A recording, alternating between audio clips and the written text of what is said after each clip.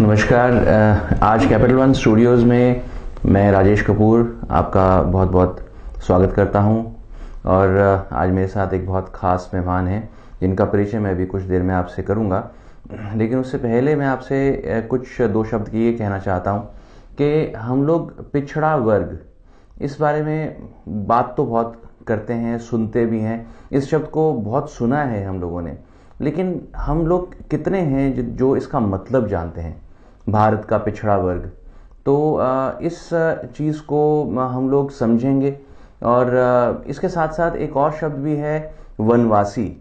तो भारत में वनवासी आज भी हैं और ये हम लोग जो हैं उन्हें देख सकते हैं, जान सकते हैं, उनके पास जा सकते हैं। ये सब आज के शहरी इलाकों में रहने वाले मुझ जैसे और आप जैसे जो लोग हैं वो शायद अनभिज्ञ हैं, इस चीज़ को नहीं जानते हैं। इस पूरी तथ्य को बताने के लिए आज हमारे साथ जो शख्सियत हमारे स्टूडियो में मौजूद हैं उनका नाम है श्री वीरेंद्र जी। वीरेंद्र जी, आपका बहुत बहुत स्वागत है। धन्यवाद। आप जो श्री हरि सत्संग समिति के प्रभारी हैं और एकल अभियान के प्रमुख हैं। हम लोग पहली बात तो अनभिज्ञ हैं, बिल्कुल ही अनजान हैं। जो वनवासी जो सभ्यता में रहने वाले लोग हैं या वनवासी एरिया में रहने वाले लोग हैं, इस शब्द से ही बिल्कुल अनजान हैं। हम शहरियों को शायद पता ही नहीं कि भारत के अंदर पिछड़ा वर्ग क्या होता है सही मायने में। इस देश के अंदर लगभग 30 से 32 करोड़ समाज के लोग जो सुदूर जंगल पहाड़, सुदूर छोटे गांव में रहते हैं, जिनको मनुष्य जीवन की प्राथमिक आवश्यकताएं भी उपलब्ध नहीं हुई हैं इतने वर्षों का आज़ादी के बाद। ये प्रकृति के नज़दीक रहने वाला समाज है। इस सब पूरे समाज को हम वनवासी समाज मानते हैं। समान रूप से जंगल पहाड़, नदियों के किनारे या सुदूर ऐसे जगह जहां आवागमन के आज भी साधन नहीं है, बिजली पानी की सुविधा जहां नहीं है, ये क्षेत्र है अपने देश के अंदर। इन क्षेत्रों में ये संस्था काम करती है। तो जो जिनको हम वनवासी जिनको आप बता रहे हैं, तो इनका किस तरह का जीवन शैली है? ये समान रूप से जैसे पहले आपको हमने बताया ना, मनुष्य जीवन की अति प्राथमिक आवश्यकताएं में भी इनको उपलब्ध नहीं है, अर्थात प्रकृति पर ही ज्यादा अवलंबित हैं। भोजन के नाम पर हम जिसको हम समझते हैं, महीने में, साल में कुछ महीने ऐसे होते हैं जो प्रकृति के द्वारा प्रदत्त, आपको आश्चर्य लगेगा, अभी भी ऐसे लोग हैं जो वृक्षों के पत्ते और जड़ को उबाल कर खाकर अपना जीवन जीते हैं। उनकी संख्या धीरे धीरे कम जरूर होती जा रही है, लेकिन आज भी बहुत बड़ी ऐसी संख्या है जो पूर्णतः प्रकृति पर, वन के ऊपर उनका अवलंबन है। अभी भी वन के अंदर झोपड़ी बनाकर वो अपना जीवन गुजारते हैं, जिसको हम मकान कहते हैं। और हम जिस मकान के नाम लेते हैं, जिस प्रकार के हमारे मस्तिष्क में परिकल्पना है, उससे वो कोसों दूर हैं। वो समझ भी नहीं सकते मकान ऐसे हुआ करते हैं। आपकी जो संस्था है वो वनवासियों के लिए किस प्रकार कार्य करती है? वनवासियों के लिए सर्वप्रथम तो हम काम करते उनके बच्चों को कैसे योग्य बनाया जाए। प्राथमिक शिक्षा, वास्तव में मनुष्य का जीवन का जो नींव पड़ता है वो बचपन में प्राथमिक शिक्षा के अंदर पड़ता है। तो प्राथमिक शिक्षा की व्यवस्था, उससे यदि वो दिशा प्राप्त कर लिए तो अपने जीवन में और आगे अपने अनुसार वो आगे बढ़ पाते हैं। फिर स्वास्थ्य शिक्षा उनका है, वो प्रकृति के नजदीक हैं, फिर भी कई प्रकार के अभिशाप है उनके साथ जुड़े हुए। अभी प्रधानमंत्री जी ने स्वच्छता अभियान की बातचीत की है। हम पिछले 15 वर्षों से आरोग्य योजना के अंतर्गत उस समाज के लोग स्वच्छ रहें, साफ सफाई, अर्थात व्यक्तिगत उनकी सफाई, उनके घर की सफाई, उनके परिवेश की सफाई, फिर एक गंदगी रखने की कोई समुचित व्यवस्था, घर के पिछवाड़े में या झोपड़ी के पीछे में गड्ढे बनाकर वहां रखें वो, इस पद्धति से। फिर वो साधन के नाम पर, व्यापार के नाम पर उनके पास केवल जमीन है प्रकृति के दिए हुए, उस जमीन से वो ठीक खेती कर सके, अर्थात उनके पास जो गौ संपदा है गाय गोबर के आधार पर वो अपने व्यक्तिगत जीवन को कैसे ठीक बना सके, इस दृष्टि से उनको गोबर से खाद बनाना, गौमूत्र के माध्यम से वो अपने स्वास्थ्य और खेती में कैसे आगे बढ़ सकते हैं। तो गाय गोबर आधारित और जल संरक्षण की पद्धति से, वृक्षारोपण के माध्यम से, इस माध्यम से उनकी आर्थिक उन्नति, जिसको हम ग्राम विकास की बात करते हैं, और बाद में सरकार के जितने भी प्रकार के योजनाएं हैं अपने इस गरीब समाज के लिए, उनका लाभ उनको नहीं मिलता। ये उनको लाभ प्राप्त हो सके, इसलिए हम जागरण शिक्षा के नाम से एक अभियान चलाते हैं। ये सारा काम इस सरकार की संपूर्ण योजनाओं की जानकारी देना और वो योजना का सुविधा प्राप्त कर सके, ये प्रयत्न करने का काम करते हैं। इस संपूर्ण काम को हम ग्राम शिक्षा केंद्र, संस्कार केंद्र बोलते हैं। साप्ताहिक रूप से गांव के लोग आपस में जुड़े, कुछ भजन कीर्तन भी करें, कुछ अपने स्वास्थ्य की भी चिंता करें, कुछ अपने खाद गाय गोबर के आधार पर खेती की भी चिंता कर सकें वो, और साथ साथ में सामूहिक मिलकर अपने गांव की सुख सुविधा के साथ साथ गांव में जो कुछ समस्याएं आ रही हैं, गांव में जो अराष्ट्रीय तत्व घुस रहे हैं, जो धीरे धीरे उनको इस राष्ट्र जीवन के मुख्य धारा से काटने के प्रयत्न कर रहे हैं, उससे वो अपने को कैसे बचा सकें, इस राष्ट्र के मुख्य धारा में कैसे बनाए रख सकें, इस दृष्टि से हमारे वो प्रयत्न चलते हैं। कुछ सरकार केंद्र के माध्यम से ये पंचमुखी शिक्षा हम गांव में करते हैं। जैसे अभी आपने कहा कि कुछ अराजकता या फिर कुछ ऐसे जो शरारती तत्व हैं वो इनके अंदर कुछ अलगाववाद पैदा करने के लिए घुस जाते हैं। तो मैं आपसे ये समझना चाहता हूँ कि जब हम लोग खुद कहते हैं कि प्रकृति के जितने नज़दीक रहा जाए उतना बेहतर है, स्वास्थ्य के लिए भी और हमारे अपने सही ढंग की सोच के लिए भी, तो ये लोग तो अभी खुद ही आपसे ही प्रकृति के नज़दीक हैं, तो हम लोग क्यों उनको उस व्यवस्था से काट कर एक मूल धारा के अंदर लेके आने की कोशिश कर रहे हैं, जबकि हम लोग खुद जानते हैं कि प्रकृति के नज़दीक रहना हर प्रकार से लाभदायक है और स्वास्थ्यकारी है। हम प्रकृति से उनको दूर नहीं करते, हम उनके बीच में जो अराष्ट्रीय तत्व हो गए हैं, उनकी गरीबी का लाभ उठाकर, उनके अभाव का लाभ उठाकर उनके बीच में जाकर और उनको समाज के मुख्य धारा से काटते हैं। उनका हम शहरीकरण नहीं कर रहे हैं। तो आप ये कहना चाह रहे हैं, ही कहते हैं हम तो नगरीय समाज को भी जो उनसे जोड़ते हैं उनको हम सुदूर वनवासी क्षेत्रों में ले जाते हैं। तो ऐसे वनवासियों को नजदीक का दर्शन कराना चाहते हैं, इसलिए हम कभी भी प्रयत्न करते कि उन वनवासी गांव के लोग आकर नगरों में और समृद्ध लोगों के घरों में आकर, आज जो जितनी बड़ी संख्या में बच्चे वनवासी क्षेत्र के यहाँ काम करते हैं, हम इस बात से सहमत नहीं। वहां वो कैसे खुशहाल जीवन जी सकें, अच्छा, उस दृष्टि से हम सहायक हैं। अच्छा, और आज तो हम नगर के लोगों को भी, दिल्ली के लोगों को भी कहना चाहते हैं कि आप यदि स्वस्थ रहना चाहते हो तो प्रकृति के नजदीक जाना पड़ेगा, अर्थात उन गांवों में जाने से आपको ध्यान में आएगा। तो उस दिशा में हमारे प्रयत्न नहीं है।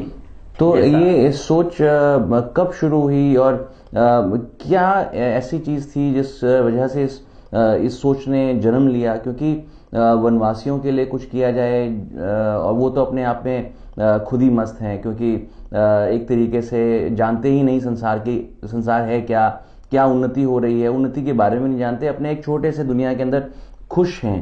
तो ऐसा क्या प्रेरणा, कहाँ से प्रेरणा ये मिली कि इनके लिए कुछ किया जाए? वो छोटे से दुनिया में खुश नहीं हैं जी, लेकिन इस दुनिया से कटे हुए जरूर हैं। अच्छा, इस दुनिया के से कटे रहने के कारण कुछ तो उनको लाभ है। वो है इस समाज में जितने प्रकार की गिरावट है, उन गिरावटों से वो बचे हुए हैं जी। लेकिन आज का युग भौतिकवादी युग है। हर मनुष्य चाहता है अपने व्यक्तिगत जीवन को अच्छा बनाना, और इस दृष्टि से वो चाहता है आने वाली पीढ़ी हमारी अच्छी बने। इस दृष्टि से जो उनको शिक्षा की आवश्यकता है, उस दृष्टि से और भी जो आवश्यकताएं हैं उनके जीवन के अंदर, उससे हम उनको जोड़ते हैं जी। और इस बात का चिंतन तब हुआ जब देश स्वतंत्र हुआ, और स्वतंत्रता के बाद कई सौ वर्षों के संघर्ष के बाद ये देश स्वतंत्र हुआ। लेकिन आजादी के कुछ ही समय बाद अलगाववादी आंदोलन इस देश के अंदर शुरू हो गए, और ये अलगाववादी आंदोलन उन वन प्रदेशों में शुरू हुए इसलिए जो राष्ट्रवादी शक्तियां थी उनको ध्यान में आया कि हम इतने लंबे संघर्ष के बाद स्वतंत्र हुए हैं, अब हमको दुनिया का एक सर्वमान्य, सर्व शक्तिशाली, सर्व संपन्न और सर्व संस्कार युक्त देश जैसा ये देश रहा जी, इसको विश्व गुरु कहते रहे, ऐसा देश यदि बनाना है तो इस दिशा में सबसे अग्रणी भूमिका में हमारा जो समाज रहा वन प्रदेश का, वो आज भी उस भूमिका को निभा सकता है। लेकिन सैकड़ों वर्षों के हमारे उनके बीच की जो दूरी बढ़ी, उस दूरी का लाभ उठाकर विदेशी ताकतें उनके बीच में गईं और उनको इस देश के मुख्य धारा से काटने के प्रयत्न की, और वो उनको प्रकृति से दूर कर रहे हैं। तो आप हम तो प्रकृति के नजदीक खुद जा रहे हैं, उनको तो ले जाने की बात क्या, वो उनको प्रकृति के नजदीक दूर करते जा रहे हैं। और इसमें हम उनको दोष भी नहीं देते जी। दुनिया के अंदर हर देश का अपना एक उद्देश्य है ना। कभी सारे दुनिया में व्यापार करते हुए इंग्लैंड ने अपना साम्राज्य विस्तार किया। हर समाज का अपना एक उद्देश्य है। इस समाज का, हमारे भारतीय समाज, हिंदू समाज का एक उद्देश्य है, संपूर्ण विश्व को अध्यात्म के आधार पर विश्व बंधुत्व, सर्वे भवन्तु सुखिनः वसुधैव कुटुम्बकम की उक्ति को हम सार्थक करना चाहते हैं। इसके लिए सबसे उपयुक्त जीवन जीने वाला हमारा वनवासी समाज आर्थिक कमजोरी के कारण, आर्थिक अभाव, पिछड़ेपन का लाभ उठाकर विदेशी ताकतें इस संस्कार परंपरा से उनको तोड़ रही हैं। हम उनको इस संस्कार परंपरा में बनाए रखना चाहते हैं। भाई के नाते हमारा यह दायित्व है जी कि हम अपने छोटे भाई का, अभाव में जीने वाले भाई का ध्यान रखें। इस दृष्टि से हम नगरीय समाज को इस तो श्री हरि सत्संग समिति जो है उसके अंदर एक अभियान, शायद एकल अभियान जिसके आप प्रमुख हैं, तो इसका क्या योगदान है? एकल अभियान एक अभियान है जी। इसके अंदर कई संस्थाएं काम करती हैं। पंचमुखी शिक्षा है, उसमें संस्कार शिक्षा का काम श्री हरि सत्संग समिति संपन्न करती है जी। साप्ताहिक संस्कार केंद्रों के माध्यम से ग्रामीण समस्याओं के समाधान के साथ साथ में अध्यात्म का विकास, विश्व बंधुत्व के चिंतन का विकास, एकम सत्य विप्रा बहुधा वदंती के चिंतन का विकास, ये साथ साथ में हम आगे बढ़ाते हैं। तो ये श्री हरि सत्संग समिति में एकल अभियान का क्या योगदान है? एकल अभियान के काम में श्री हरि सत्संग समिति का योगदान है। अच्छा। एकल अभियान ये बच्चों की शिक्षा का एकल विद्यालय के माध्यम से काम करती है, और श्री हरि सत्संग समिति बाकी ग्राम शिक्षा का काम अपने संस्कार केंद्रों के माध्यम से करती है। वास्तव में गांव के अंदर ये जो एकल विद्यालय है, ये गांव का भविष्य को उज्जवल बनाने का काम है। बच्चे ही परिवार, गांव, देश के भविष्य होते हैं जी। लेकिन गांव का जो वर्तमान है, गांव के लोगों को स्वस्थ रहना चाहिए। गांव के लोगों की भूख की समस्या से मनुष्य की प्राथमिक आवश्यकताओं की पूर्ति वहां होनी चाहिए। भोजन, बस, आवास, न्यूनतम आवश्यकताएं उनकी होती हैं जी। उनके अधिकार की रक्षा होनी चाहिए। किसी के भी अधिकार छीने जाते हैं तो संघर्ष का कारण बन जाता है। तो ये सारे काम जो है ये संस्कार केंद्रों के माध्यम से हम करते हैं। अच्छा, तो इसमें जो आपके आर्थिक जो आपका मदद चाहिए होती होगी और काफी जरूरत पड़ती है इसमें फंड्स की भी, तो उसकी पूर्ति कहाँ से होती है? हाँ, उसके लिए नगरीय संगठन है, जैसे श्री हरि सत्संग समिति इंद्रप्रस्थ है, उत्तर भारत के लगभग 10,000 गांवों में कार्य कर रही है, संस्कार केंद्र चला रही है। उसी तरह से एकल विद्यालय को संचालित करने का काम एक भारत लोक शिक्षा परिषद, वन बंधु परिषद नाम की संस्था काम करती है। तो दो अलग अलग संस्थाएं हैं और उनकी अलग अलग इकाइयां हैं। उन इकाइयों के माध्यम से इस समाज के प्रबुद्ध समृद्ध लोगों से संपर्क करना, समाज जागरण के लिए गोष्ठियां करना, भिन्न भिन्न कार्यक्रमों का आयोजन करना, ये दोनों संस्थाएं करती हैं।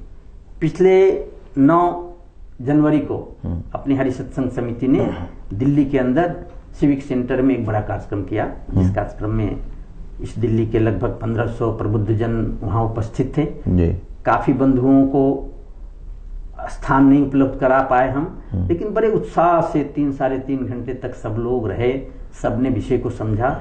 इस समय दिल्ली में 5000 से ऊपर सीधा हमारे सहयोगी परिवार हैं जो गांव के काम में हमको सहयोग करते।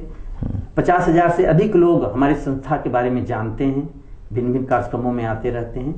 तो धीरे धीरे इस काम का विस्तार और विकास दोनों होता जा रहा है। आज की हमारी वार्ता का मूल कारण भी और एक ऑब्जेक्टिव भी यही है सर कि हम लोग जितना हो सके इस संस्था के अच्छे कार्यों के विषय में लोगों तक जानकारी पहुंचा सकें। तो उसी संदर्भ में एक आपसे प्रश्न ये करना चाहता हूं कि जो आप श्री हरि सत्संग समिति या एकल अभियान जिसे आप कहते हैं, एकल अभियान को आप गांव-गांव लेके गए और उसकी जो व्यवस्था है श्री हरि सत्संग ने उसको पूरा किया, जो आप वहां से रिक्वायरमेंट्स निकालते रहे उनकी। तो ये कौन डिटरमिन करता है? क्या कोई कमेटी बनी हुई है कि अब किस वनवासी क्षेत्र के अंदर किस तरह का विकास योजना जो है चलना चाहिए और उसको कोई आप दायित्व देते हैं वहाँ वनवासी लोगों को भी इस दायित्व के अंदर? इसमें हमारे दो प्रकार के काम के पार्ट हैं। एक तो नगर के अंदर नगर के प्रबुद्ध समृद्ध जनों की एक समिति बनी हुई है। दिल्ली के अंदर 40 समितियां काम करती हैं। एक दिल्ली पूरी योजना की समिति है, फिर अलग अलग जिले में हमने विभाजित कर रखा है, नगरों में विभाजित कर रखा है। ये समितियां जन संपर्क, जन जागरण और संग्रह मतलब एक संस्कार केंद्र जो वर्ष भर हमारे चलते हैं उसके ऊपर वर्ष में हम 4000 रुपये समाज से अपेक्षा करते हैं। और ये जो परिवार 4000 रुपया देकर इस काम में हमारे साथ जुड़ता है उसको हम वनवासी रक्षा परिवार कहते हैं। अर्थात वो परिवार जिनके कारण सुदूर क्षेत्रों में चलने वाला वनवासी गांव के काम में वो सहयोगी हैं और उनको 3 प्रकार के शत्रुओं से सुरक्षित रखते हैं। ये जो गतिविधि है 3 प्रकार के शत्रु हैं हमारे इन वनवासी गरीब समाज का। प्रथम शत्रु तो शराब है, खुद जिसके कारण वो परेशान है, गरीबी में भी अपार कष्ट में वो जीवन जीते हैं। दूसरे वो विदेशी ताकतें हैं जो उनको दिशाहीन करती जा रही हैं। और तीसरी शक्ति जो है विदेशी मिशनरियां हैं जो धीरे धीरे इनको राष्ट्र जीवन के मुक्त सांस्कृतिक परंपरा से काट रही हैं, है ना। वो हम अपने को हनुमान का संतान मानते, राम का भक्त मानते, इस परंपरा से काटने का काम कर रही हैं, जिसके कारण कुसंस्कार का प्रभाव उस समाज में बढ़ता जा रहा है। तीनों प्रकार के उस शत्रुओं से बचाने के लिए साप्ताहिक रूप से उनके संस्कार केंद्र चलते हैं। ये केंद्र चलाने का काम उसी गांव के कोई व्यक्ति करते हैं, समान रूप से बड़ी आयु के होते हैं। और इसके पूरे मार्गदर्शन प्रशिक्षण में सहयोग करने का काम ये उसी समाज के लोग हैं जिनको हम 8 महीने का प्रशिक्षण देकर और इस योजना के कार्यकर्ता हम बनाते हैं जी। देश में 5 स्थानों पर इनका प्रशिक्षण देते हैं। बड़ा गहन प्रशिक्षण होता है, 2 माह का प्रांत स्तर पर, 6 माह का केंद्रीय स्तर पर। हमारे वृंदावन, अयोध्या, नवद्वीप, नारियार ऐसे कई प्रशिक्षण के केंद्र हैं जहां पर हमारे कार्यकर्ता प्रशिक्षित होते हैं और इसके बाद वो गांव-गांव के जाकर ये संस्कार केंद्र संचालित करते हैं। सर, दूर वन में रहते हुए कुछ व्यक्तियों के अंदर, जैसे आपने कहा अभी, कुप्रभाव भी सोसाइटी का पड़ता है, जैसे कि शराब वगैरह। तो इतना भी लेकिन हमें समझ है कि प्रकृति के नज़दीक रहने की वजह से कुछ इस तरह की उनके अंदर खूबियां भी आती हैं जो शहरियों में आमतौर पे नहीं देखने को मिलती। अच्छे एथलीट्स भी वहां से निकलते हैं जो स्पोर्ट्स के अंदर बहुत अच्छा करते हैं। उनके पास प्रतिभा की कमी नहीं है, तो उनको भी पहचान के आप आगे लेके आ रहे हैं? बिल्कुल लेकर आते हैं। तो स्पोर्ट्स के अंदर कहीं पे प्रतिभा जो उनके अंदर है वो प्रतिभा का विकास हो, इस दिशा में हम प्रयत्न करते हैं, है ना। और हमारी आसाम की इस योजना से जुड़ी हुई एक बहन वो ओलंपिक के अंदर ध्वज लेकर ओलंपिक जो हुआ इंग्लैंड में वहां पर गई थी। तो इस दिशा में हमारे कुछ लोग आगे बढ़ रहे हैं, निश्चित रूप से हमारा सहयोग है उसमें।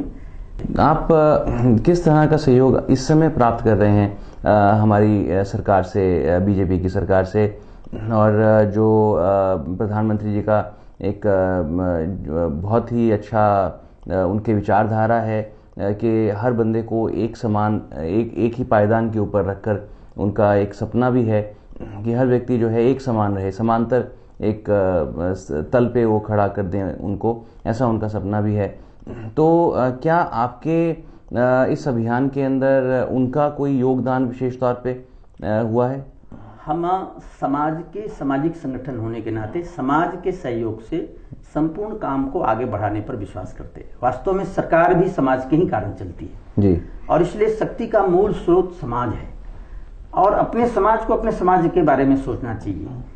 इस सिद्धांत पर विश्वास करने के कारण हम समाज के शक्ति जागरण के माध्यम से हम संसाधन, सब प्रकार के तन मन धन से सहयोग करने वाले लोग अपने साथ जोड़ते जा रहे हैं। निश्चित रूप से वर्तमान प्रधानमंत्री जी इस काम में बहुत सक्रिय और प्रयास कर रहे हैं उस दिशा के अंदर, और निश्चित रूप से उन गांवों में सरकारी योजनाओं के कार्यान्वयन में हमारी भूमिका हो, ये हमारी जरूर अपेक्षा है, जिससे सरकार की योजनाएं इन सुदूर पिछड़े गांव तक पहुंच जाए। इसमें हम संस्था के रूप में नहीं, हमारे ग्राम ग्राम में समितियां इस कामों में निश्चित सहयोगी बनेंगी, लेकिन हम एक सामाजिक संगठन होने के नाते समाज के ही शक्ति के आधार पर इस काम को आगे बढ़ाने का प्रयत्न कर रहे हैं। वास्तव में समाज के जो स्वस्थ लोग हैं उनका दायित्व बनता है अस्वस्थों को स्वस्थ बनाना। उस दिशा में समाज के संपन्न लोग हैं, उनका दायित्व बनता है जो अपने समाज के पिछड़े गरीब बंधु हैं वो कैसे समाज के मुख्यधारा में आ सकें। तो एक विश्व बंधुत्व की हम चर्चा करते हैं, तो पहले समाज के अंदर, भारत हमारी माँ है, इसके अंदर इस काम को करें। ये यदि अनुभूति हो गई तो एक विचित्र प्रकार की जो समस्या देश के अंदर आ रही है, उस समस्या से भी देश का समाधान होने वाला है भविष्य के अंदर। वास्तव में प्राचीन ऋषियों से लेकर आज तक हमने इस देश को माँ के रूप में स्वीकार किया है, पूरा समाज ने स्वीकार किया है। हमारा दायित्व है कि सुदूर दूर दूर तक जो अभी तक अपढ़ हैं, भिन्न भिन्न कारणों से समाज के आधुनिक व्यवस्थाओं से परिचित नहीं हैं, विकास से संबंधित नहीं हैं, उन तक ये संदेश पहुंचाना। जी, बहुत ही सुंदर विचार प्रस्तुत किए वीरेंद्र जी ने, और यहाँ पर एक बहुत ही अच्छी चीज़ इन्होंने उजागर करी। कुछ समय से चर्चा चल रही है भारत माता क्यों कहा जाए और क्यों ना कहा जाए, जिसे हम लोग जननी कहते हैं। जन्म देती है जो चीज़ उसको माँ ही कहा जाता है। इस जगह ने हमारे को जन्मा है, हमारे को अपनी स्थल दिया है कि हम पाँव जमा सकें वहाँ पर। तो ऐसी जगह को हम जननी ना कहें, माँ ना कहें तो क्या कहें। तो दोस्तों, आपने देखा कि किस तरीके से अगर हम समाज जो है वो एकजुट हो जाएं तो पिछड़े वर्ग को भी अपने साथ मिलाकर हम लोग उनसे भी सीख सकते हैं और उनको भी सिखा सकते हैं। हमारा बहुत बहुत धन्यवाद है वीरेंद्र जी को, उन्होंने अपना कीमती समय हमें दिया, यहाँ आकर हमें ऐसी चीज़ों से अवगत कराया जिसके बारे में आज जानना हम सब नागरिकों का, हम सब देशवासियों का फर्ज है। वीरेंद्र जी, आपका बहुत बहुत शुक्रिया एक बार। धन्यवाद, नमस्कार।